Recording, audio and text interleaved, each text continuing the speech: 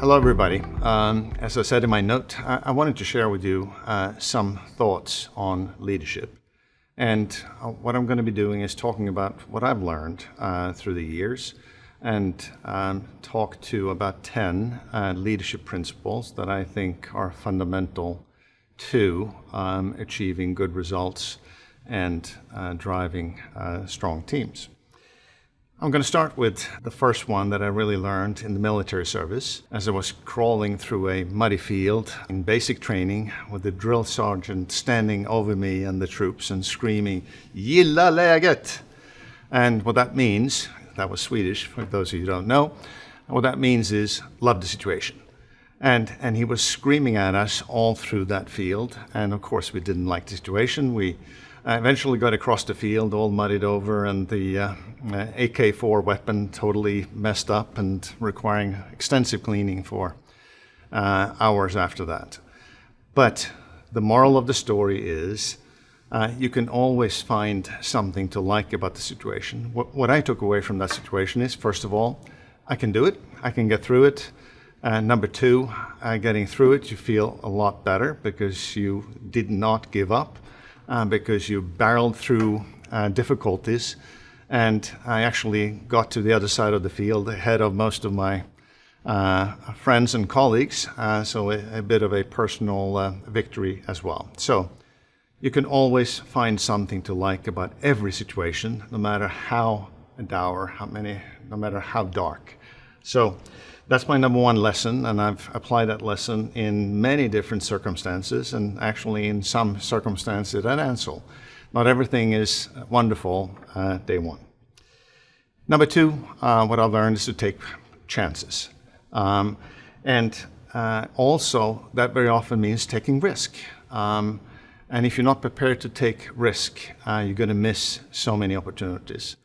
My biggest lesson there was early as well. I just got married. My wife and I decided to move to Paris, of all places. And we did that because we said, if we don't learn French now, we will never learn French. And I went to work for a big French bank. And of course, speaking not too well. But the good news was I got into the international finance department in one of the biggest banks in the world. And many of my colleagues, my French colleagues, did not speak English all that well. So when it came to syndicating large euro credits and bond issues, they essentially said, "Hey, Magnus, why don't you go and do it? You have to call all these banks in the US and London and so forth. We'll tell you what you need to do, but you handle it." So here I am, brand new out of college, know absolutely nothing, and being asked to put together a $500 million deal with banks around the world. So take chances, that's what I did. Apparently I didn't mess up too much, so I was given a sort of opportunity to do it many times. So I took the chance, I learned from it. I could never have learned as much if I hadn't been put in an impossible role. My number three lesson learned is to listen. It happened during the only year when I've actually worked in Sweden. I was back working for McKinsey, the consulting firm, and we had been engaged by the supreme commander of all forces in Sweden, and he had asked industry, what do you do when you need to improve efficiency? Well, we go talk to McKinsey, is what he was told.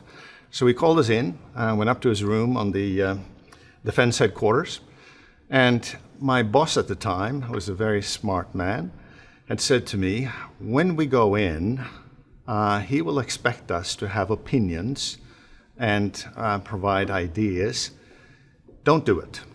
We are just going to go in and listen.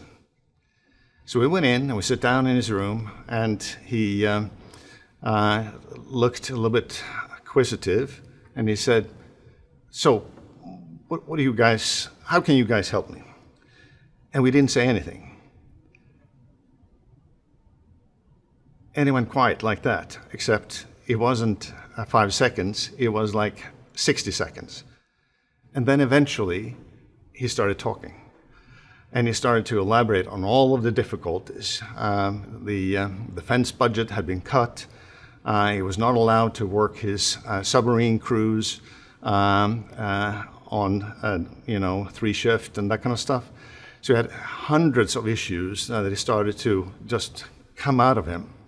So the lesson learned, the moral of the story is, if you just keep quiet long enough, you will learn a lot of good information. So listen, and once you start to get the information, then you need to analyze. Because in my experience, too much information is as bad or worse than not enough information. Because when you have too much information, you have to try and sort through the maze of all of this information. So listen, analyze, and pick your data points. Make sure that you get to the core data points. My fourth lesson is get your hands dirty. If you really want to be involved in the business and understand the guts of the business, you have to get your hands dirty. My lesson and story there is, at one point, as a consultant for not McKinsey this time, but a firm called SBA, lived in London, and we were engaged by British Telecom to help them map out the new telecom infrastructure. They were putting in coaxial cables into the street, and what we needed to do was to go out and talk to or interview the installer crew, and to make sure we understand how complex it was going to be, how long it was going to take. So we did that. So I was standing on top of a manhole in the street, and down deep in the messy, muddy manhole was a guy I wanted to talk to. So he stuck his head up and said, "Oh, you want to talk to me, do you? Well, if you're so interested, why don't you come down here?" And of course, he was challenging me, right? I was standing there in my nice little suit and wanting to interview, and he said, "Well, if you want to talk to me, you better be down here." And of course, I climbed down, and I had a wonderful interview down in that manhole, and I think I learned more from that interview than all other interviews combined. The price, of course, was a suit destroyed forever, but the payback was pretty good on that suit. My fifth lesson learned in terms of leadership is to always hire the best people. Hire people who are smarter than you are. But if you do, you have to give them room. You cannot babysit a super smart person. And I sort of found a number of quotes over the years that I kind of like. Einstein actually said, "Stay away from negative people because they find a problem for every solution."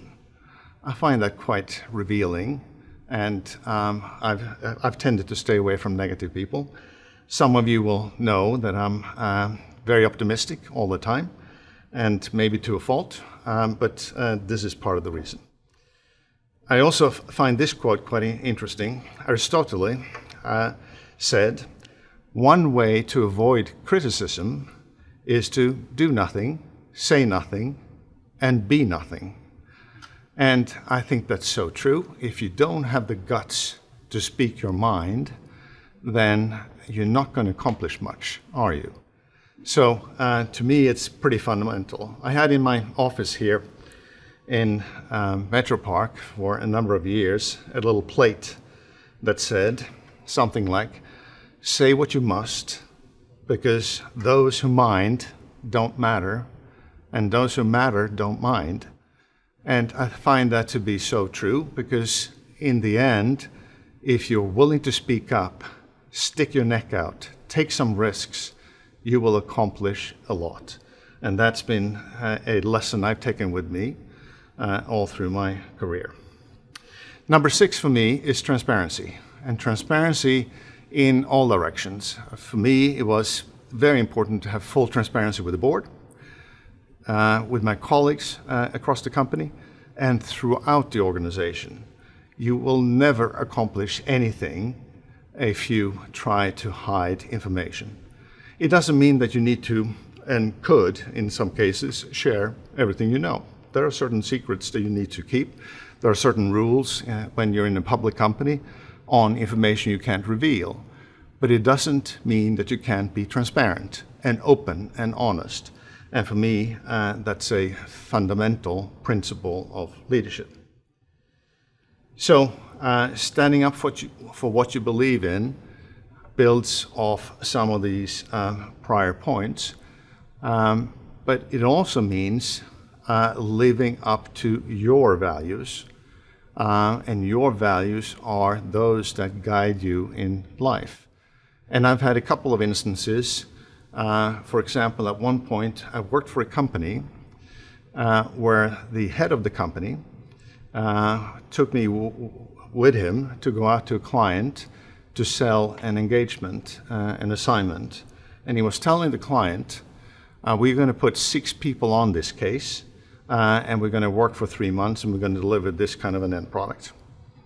And then we go back to the office, and he tells me, so Magnus, you're going to be running this project, and you're going to have 3 people assigned to the project. And I said, what do you mean? You promised the customer 6 people, and now you're telling me 3. That's not right. And he said, well, sometimes you have to say stuff like that to get the order. And I just felt that that was so wrong. About a month later, I left the company and instead joined a competitor. And that was me living up to my values and essentially saying, I will not compromise on those kinds of things. Communication. I've always believed in communication. Communication is opening doors. It is getting the message out, but it's not easy. I was always quite intrigued by an American civil rights activist named Maya Angelou, a formidable woman.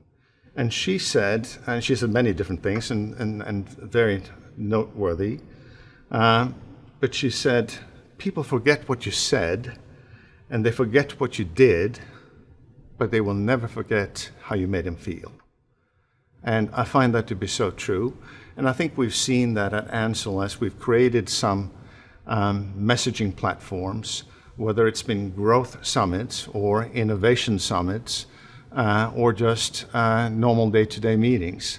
What really gets people fired up is when they get energized about what the company's doing, what you make them feel. And I think if you're a leader or if you're a team member, you always have the opportunity to bring people on board and make them feel that they're part of something bigger. And to me, that's so fundamental. The number 9 for me is global, being global and behaving in a way that is consistent with being global. And I've had so many opportunities in living in 5 countries and obviously traveling all my life to see both the good and bad of being global and not being global. The one story that sticks for me is I was based in Paris. I was running Newell Rubbermaid in Europe at the time. I had a CFO, I was American, brilliant CFO. We were sitting in office just off Champs-Élysées, the main avenue in Paris, surrounded by beautiful restaurants and the best life can offer. And he was insisting on going out to McDonald's, because there was actually a McDonald's around the corner as well.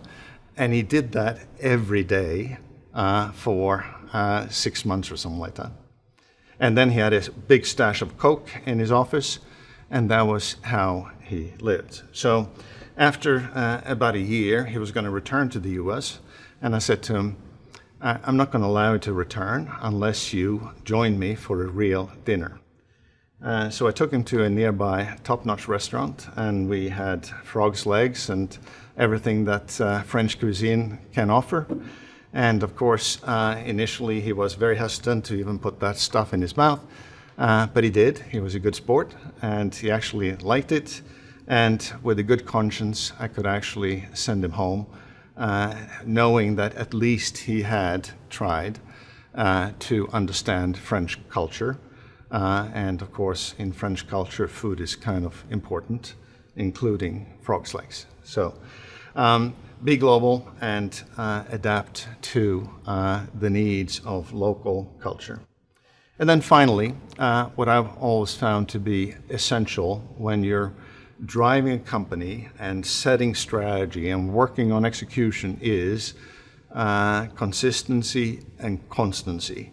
Consistency, you need to repeat the message all the time with high frequency because it's not understood throughout the organization if you don't.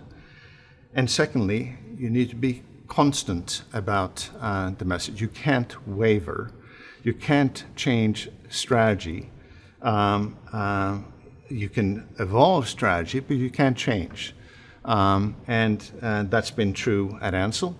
As many of you know, we adopted a strategy pack, if you will, based on the effort and analysis we did in 2010.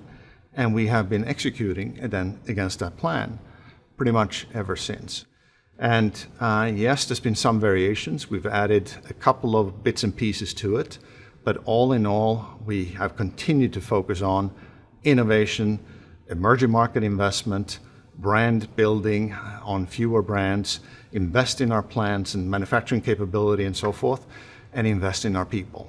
5 cornerstones that have been so fundamental to making this company stronger.